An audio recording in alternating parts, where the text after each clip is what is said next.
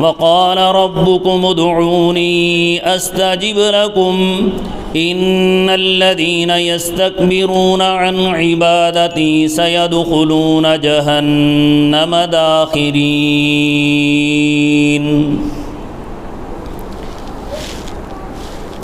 وقال ربكم ادعوني استجب لكم اور تمہارے رب نے یہ کہا ہے کہ مجھ سے دعا کرو، میں تمہاری دعاؤں کو قبول کرتا ہوں۔ ان الذین یستکبرون عن عبادتی سیدخلون جہنم داخرین، یقیناً جو لوگ میری عبادت سے تکبر کرتے ہوئے اعراض کرتے ہیں وہ جہنم میں عن قریب ذلیل اور رسوا ہو کر داخل ہوں گے۔ اعاذنا اللہ من۔ رمضان المبارک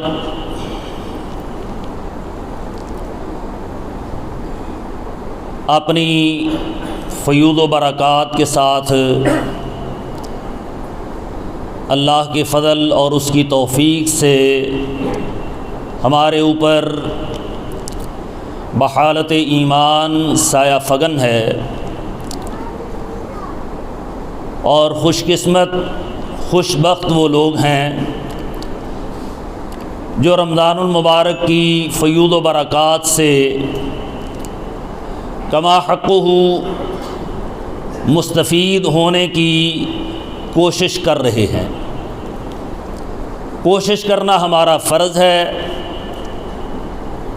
آگے اللہ مالک الملک اپنی رحمت سے ہمارے اعمال کو قبول فرما لے۔ جو اس میں کمی کوتاہی رہ جائے، اگر ہم اس کا حق نہ ادا کر پائیں تو اللہ مالک الملک ہم سے یہ کمیاں کوتاہیاں معاف فرما دے۔ رمضان المبارک کے ساتھ جہاں قرآن کا گہرا تعلق ہے، وہاں اللہ سے دعا التجا کرنا، اس کے سامنے آہوزاری گڑ گڑانا، اس کا بھی بہت گہرا تعلق ہے، اور اس کی اہمیت کا، اس کے تعلق کا اس آیت مبارکہ سے واضح معلوم ہو جاتا ہے کہ اللہ نے قرآن حکیم کی سورۃ البقرہ کے اندر رمضان المبارک کے مسائل احکام بیان کرتے ہوئے درمیان میں یہ آیت مبارکہ کا ذکر فرمایا، وَإِذَا سَأَلَكَ عِبَادِي عَنِّي فَإِنِّي قَرِيبٌ، فرمایا کہ اے میرے پیارے نبی محمد الرسول اللہ صلی اللہ علیہ وآلہ وسلم، اگر آپ سے میرے بندے میرے متعلق سوال کریں کیا کہ اللہ کہاں ہے، اللہ ہماری دعاؤں اور التجاؤں کو کیا سنتا ہے یا قبول کرتا ہے، تو میرے بندوں کو بتلا دو کہ میں اللہ باوجود عرش پر مستوی ہونے کے،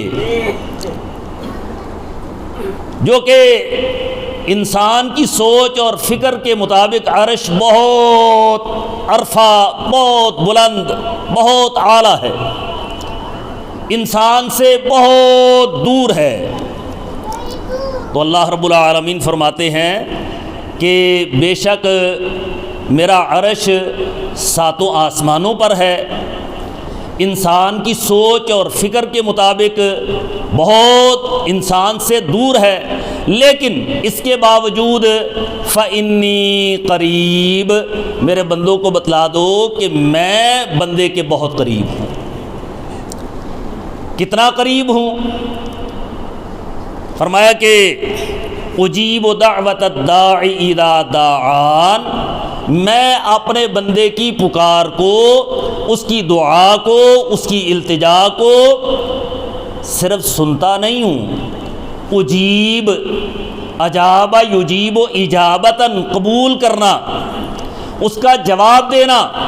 میرا بندہ جب مجھے پکارتا ہے اور جہاں بھی پکارتا ہے، قرآن کے الفاظ کیا ہے؟ اذا دعان۔ اذا ظرف زمان بھی ہے اور ظرف مکان بھی ہے۔ ظرف زمان یعنی جس وقت، جس جگہ، ظرف مکان یعنی جو بھی وقت ہو اور جون سی جگہ ہو، جہاں بھی میرا بندہ بیٹھا مجھ سے دعا کرتا ہے، التجا کرتا ہے، تو میں اپنے بندے کی اس دعا کا جواب بھی دیتا ہوں۔ اللہ اکبر۔ ہمارے ہاں یہ کہا جاتا ہے، جن کو سمجھ نہیں ہے اللہ رب العالمین کی ذات کا حقیقی تعارف نہیں ہے، وہ جا کر در در کی ٹھوکریں کھاتے ہیں اور جا کر وہاں کہتے ہیں کہ ساڈی تاڈے اگے تے تاڈی تور درگاہ، اور ساتھ کہتے ہیں کہ ساڈیاں سندا نہیں تے تاڈیاں موڑدا نہیں۔ لا حول ولا قوت الا باللہ۔ میرا اللہ کہتا ہے اجیب دعوت الداعی اذا دعان، میرے بندے تجھے کہیں جانے کی ضرورت نہیں ہے کہ فلاں جگہ جاؤ گے تو وہی اللہ تمہاری دعا کو قبول کرے گا، وہاں جاؤ گے وہاں تمہاری اللہ سنے گا۔ نہیں میرے بندے، تو جس جگہ اور جس مقام پر جس وقت بھی میں اللہ کو تو پکارے گا، میں اللہ تیری دعا کو سنتا ہی نہیں بلکہ میں اس کا جواب بھی دیتا ہوں۔ لیکن شرط یہ ہے کہ تو بھی میرا بندہ بن کے دکھا۔ فَلْيَسْتَجِيبُوا لِي وَلْيُؤْمِنُوا بِي۔ اللہ کہتے ہیں کہ میرے بندے جو اپنی دعائیں قبول کروانا چاہتے ہیں وہ بھی میری باتوں کا جواب دیں، وہ بھی میری باتوں کو سن کر اس پر عمل کر کے دکھائے۔ فَلْيَسْتَجِيبُوا، چاہیے کہ وہ قبول کرے جو میں کہتا ہوں۔ یا ایھا الذین آمنوا کے ساتھ، یا ایھا الناس کے ساتھ جب میں اپنے بندوں سے خطاب کروں تو میرے بندے بھی اپنے فوراً کان کھول کر، دل کی کھڑکیاں کھول کر میری بات کو اپنے دل میں اتار کر اس کو عملی جامہ پہنائے، تو پھر دیکھو میں تمہاری دعاؤں کو کیسے قبول کرتا ہوں۔ وَلْيُؤْمِنُوا بِي، اور دوسری شرط یہ ہے کہ میرے ساتھ کبا حقہ ایمان بھی لاؤ۔ میری وحدانیت، میری ذات جو کہ عبادت کے اندر بھی تنہا، جو اپنے افعال اور اقوال کے اندر بھی تنہا، وہ وحدہ لا شریک، وہ تمہارے جتنے بھی لوگ شرک کی جتنی اقسام بیان کرتے ہیں ان ساری شرک کی اقسام سے میرا اللہ مبرہ سبحانہ و تعالی، وہ بلند ہے اور پاک ہے ان تمام نقائص سے، ان تمام شرکیہ عقائد سے۔ لوگ بیان جو بیان کرتے ہیں یا جس پر ایمان رکھتے ہیں، میرے بندے میرے اوپر ایسا ہی ایمان لا جیسا میں اللہ اپنی کتاب کے اندر اور میرے انبیاء تمہیں ایمان سکھلا کے گئے، اس پر ایمان لاؤ، پھر میں تمہاری دعاؤں کو قبول کروں۔ وہ اللہ تو کہتا ہے، میرا اللہ تو ہر رات آسمان دنیا پر آ جاتا ہے۔ آپ سنتے ہیں کہ وہ شب برات میں آتا ہے 15ویں شعبان کو، نا ینزل اللہ کل لیلۃ الی سماء الدنیا۔ میرے پیارے نبی فرماتے ہیں، حدیث رسول بیان کر رہا ہوں کہ میرا اللہ ہر رات آسمان دنیا پر آتا ہے۔ فیقول، آسمان دنیا پر آ کر میرا اللہ کہتا ہے کہ اے میرے بندے، اگر تجھے رزق چاہیے تو آ مجھ سے رزق مانگ، میں تجھے رزق دینے کے لیے آیا ہوں۔ اگر تیرا کوئی مسئلہ ہے، تیری کوئی پریشانی ہے تو آ مجھ سے مانگ، میں تیرا مسئلہ، تیری پریشانی حل کر دیتا ہوں۔ اگر تو بیمار ہے، اللہ اکبر، وہ دیکھو جب بندہ بیمار ہوتا ہے کہاں در در کی ٹھوکریں کھاتا ہے، جب بیماری لمبی ہو جاتی ہے تو پھر کہا جاتا ہے فلاں جگہ جاؤ وہاں جھاڑو رکھو، فلاں جگہ جاؤ وہاں یہ عمل کرو، فلاں جگہ جاؤ وہاں جا کر یہ عمل کرو، یہ نظر مانو۔ اور میرا رب ہر رات آسمان دنیا پر آ کر بیماروں کو پوچھتا ہے کہ کون بیمار ہے جو مجھ سے شفا کا متمنی ہو، میں اس کو شفا دینے کے لیے آیا ہوں۔ اللہ، میرا رب تو وہ ہے کہ امن یجیب المضطر اذا دعاہ ویکشف السوء، کون ہے جو بیمار کی کروٹ بدلتے ہوئے نکلنے والی آہ کو سن کر بیمار کو شفا دے دیتا ہے، وَيَكْشِفُ السُّوءَ، اور تمہاری بیماریوں کو رفع کر دیتا ہے، تمہاری بیماریوں کو ٹال دیتا ہے۔ ذرا اس سے مانگ کے تو دیکھو، اللہ اکبر۔ اور پھر جو دعا کی قبولیت کے لیے میرے پیارے نبی محمد الرسول اللہ صلی اللہ علیہ وآلہ وسلم نے ضابطے بتلائے ہیں، ان ضابطوں پر عمل کر کے دکھلاؤ۔ میرے پیارے نبی نے فرمایا کہ حرام کمائی کھانے والا، دوسروں کے حقوق غصب کرنے والا، اللہ اس کی دعا قبول نہیں کرتا۔ فرمایا رسول اللہ صلی اللہ علیہ وآلہ وسلم نے، سیدنا ابو ہریرہ رضی اللہ عنہ حدیث بیان کرنے والے فرماتے ہیں کہ میرے پیارے نبی نے فرمایا یا ایھا الناس ان اللہ طیب لا یقبل الا طیبا، اے لوگو اللہ طیب ہے، لا یقبل الا طیبا، اللہ قبول بھی وہ چیزیں کرتا ہے جن کے اندر طیب صفت موجود ہو۔ تمہارا مال، تمہاری عبادت، تمہاری دعائیں جن کے اندر طیب صفت ہو، میرا اللہ انہی کو قبول کرتا ہے۔ اور اللہ نے اہل ایمان کو حکم دیا، اور اہل ایمان کی طرح اللہ نے اپنے انبیاء کو بھی حکم دیا، یا ایھا الرسل کلوا من الطیبات، اے رسولو پاک چیزیں کھاؤ، یا ایھا الناس کلوا من طیبات ما رزقناکم، اے لوگو جو ہم نے تمہیں رزق دیا اس کو پاکیزہ انداز کے ساتھ، خبیث کر کے حرام کر کے نہ کھاؤ۔ ثم ذکر الرجل، پھر آقا علیہ الصلوۃ والسلام نے ایک بندے کا ذکر کیا۔ کون بندہ؟ یطیل السفر اشعث اغبر یمد یدیہ الی السماء، فرمایا کہ ایک آدمی لمبا سفر کر کے مکہ المکرمہ پہنچتا ہے، مقدس وادیوں میں جاتا ہے، منا مزدلفہ عرفات جاتا ہے، اور جا کر وہاں یمد یدیہ، ہاتھ آسمان کی طرف اٹھا لیتا ہے، فیقول یا ربی یا ربی یا ربی، دعا کرتا ہے اللہ میرا فلاں مسئلہ، میری فلاں حاجت، میری فلاں پریشانی۔ فنادى مناد من السماء، آسمان سے آواز آتی ہے،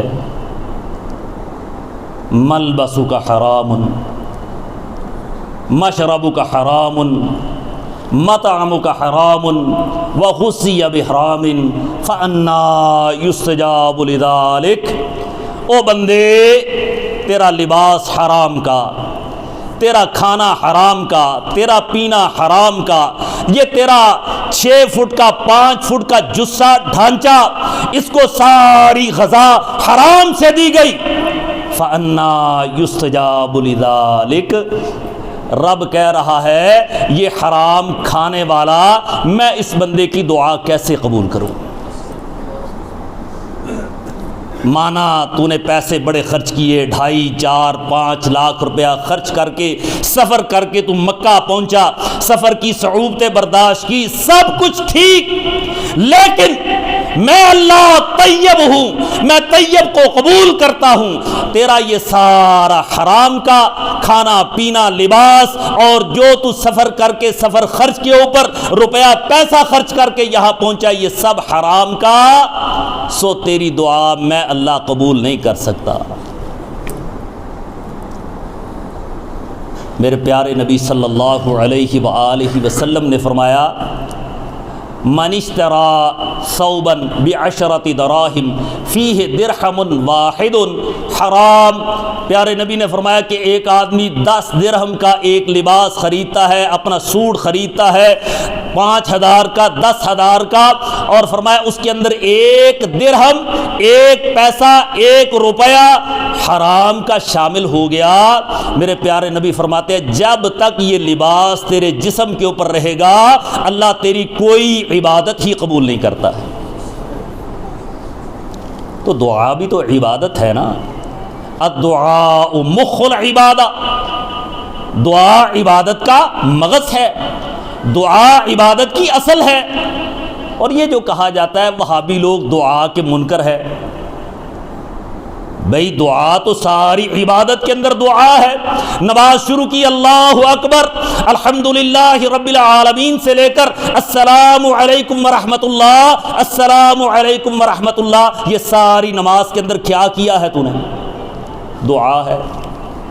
لیکن مصیبت یہ ہے ہمیں پتہ ہی نہیں ہے کہ ہم نماز کے اندر پڑھ کیا رہے ہیں۔ فاتحہ تو پڑھتے نہیں ہیں، اللہ نے سورۃ الفاتحہ کو ہی نماز کہا ہے، قسمت الصلاۃ بینی و بین عبدی، صحیح مسلم کی روایت۔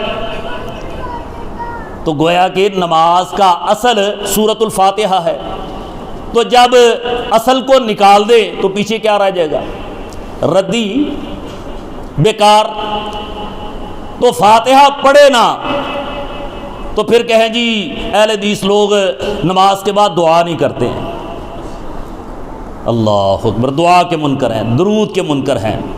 اللہ کے فضل سے جتنی دعا اہل الحدیث، حدیث کو ماننے والا، قرآن کو ماننے والا کرتا ہے کوئی اور کرتا ہی نہیں ہے۔ نماز جنازہ کے اندر کیا کرتے ہیں؟ دعا۔ اچھا، نماز جنازہ پڑھ کے جس نے دعا نہیں کی وہ دعا کا منکر ہے۔ جس نے نماز جنازہ کے اندر پیارے نبی کی سنت کے مطابق پوری اپنی کوشش ہمت کر دی کہ جو میرے سامنے میت پڑی ہے میں رب سے اس کے گناہوں کی بخشش کروا کے میں اس کی منزلیں آسان کروا دوں، رب سے شفاعت کر کے میں اس کے لیے آسانیاں پیدا کر دوں، جتنی محنت نماز جنازہ کے اندر دعا سے کر رہا ہے آپ اس کو کہہ رہے ہیں یہ نماز کے بعد، جنازہ کے بعد دعا نہیں کر رہا، یہ دعا کا منکر ہے۔ یہ پھوڑی پر بیٹھ کر ہاتھ نہیں اٹھاتا، یہ دعا کا منکر ہے۔ اللہ اکبر۔ تو میرے بھائی عمل وہ ہے جو میرے پیارے نبی نے کیا، جو میرے پیارے نبی نے کرنے کا حکم دیا، جو اس کے مطابق کیا جائے گا رب اس کو قبول کرتا ہے۔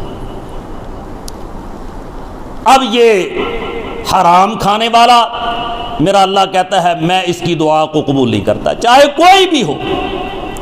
عقیدہ بہت اچھا ہے، عمل بھی سنت کے مطابق ہے، نمازیں بھی 5 وقت پڑھتا ہے، لیکن اگر اس کی غذا کے اندر حرام شامل ہے، اس کے لباس کے اندر حرام شامل ہے، تو میرا اللہ کہتا ہے کہ مجھے تیری ان دعاؤں کی، تیری ان عبادات کی کوئی ضرورت نہیں ہے، کوئی پرواہ نہیں۔ اس لیے میرے بھائیوں سب سے بڑی بنیادی اہم چیز جس کا عقیدہ درست ہے، جس کا عمل سنت کے مطابق ہے، وہ اس پالیسی کو اختیار کرے کہ میں نے حرام سے اجتناب کرنا ہے، میں نے کسی کا حق غصب نہیں کرنا ہے، میں نے اپنی روزی کو حلال بنانا ہے تاکہ میرا اللہ میری عبادات کو اپنے ہاں قبول فرما لے۔ پھر دیکھو اللہ کیسے دعائیں قبول کرتا ہے۔ وہ تو کہتا ہے مجھ سے مانگ، ادعونی استجب لکم، مجھے مانگو، مجھ سے مانگو۔ جو نہیں مانگتے اللہ ان سے ناراض ہوتا ہے۔ ان الذین یستکبرون عن عبادتی، جو میری عبادت سے تکبر کرتے ہیں، کیا مطلب؟ دعا نہیں مانگتے، ان کو اللہ کیا کہہ رہے ہیں؟ سیدخلون جہنم داخرین، دعا کا انکار کرنے والے، دعا نہ مانگنے والے ان قریب جہنم کے اندر ذلیل اور رسوا ہو کر داخل ہوں گے۔ کون کہہ رہا ہے؟ میرا اللہ کہہ رہا ہے۔ آیت پڑھ کے کون سنا رہا ہے؟ اللہ کا بندہ اہل الحدیث سنا رہا ہے کہ دعا کا انکار کرنے والا جہنم کے اندر جائے گا۔ تو پھر تم کہتے ہو کہ یہ دعا کے منکر ہے، لیکن مانگتے ہیں ہم صرف اس سے کہ جو نہ مانگنے سے ناراض ہوتا ہے، جو دے کر پھر جتلاتا نہیں ہے،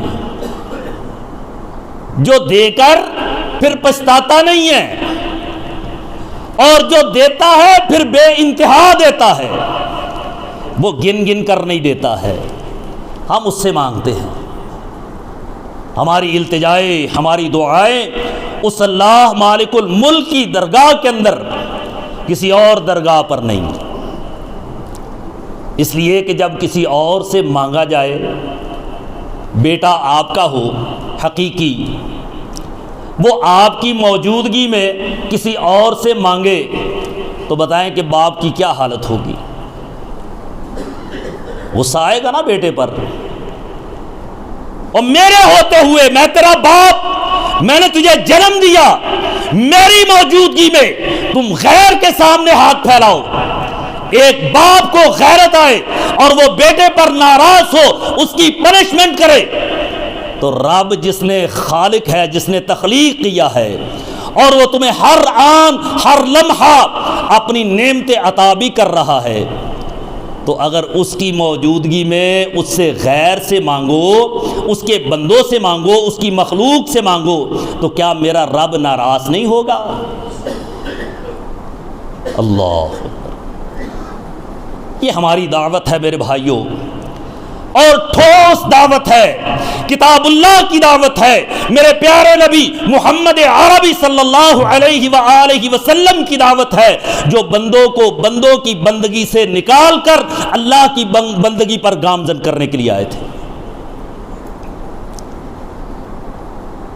زمانہ جاہلیت میں کیا ہوتا تھا؟ کن سے مانگتے تھے؟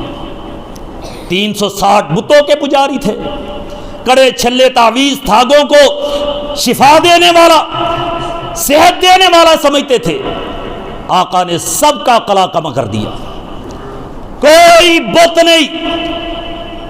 اور بت کیا تھے؟